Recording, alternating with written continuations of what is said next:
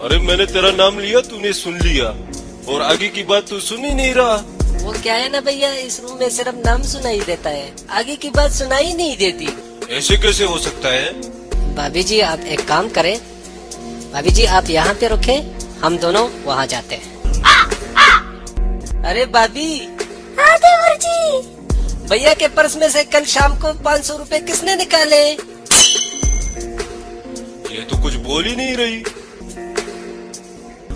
अरे हाँ देवर जी आप बिल्कुल सही कह रहे थे, यहाँ नाम के अलावा तो कुछ सुनाई नहीं देता। ऐसे कैसे हो सकता है?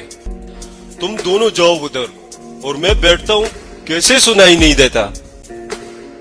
सुनो भैया। हाँ चिंटू। नौकरानी को नया मोबाइल किसने दिलवाया? Так дайте пацанам посчитать потери, суммы нули, погибает на сцене. Снова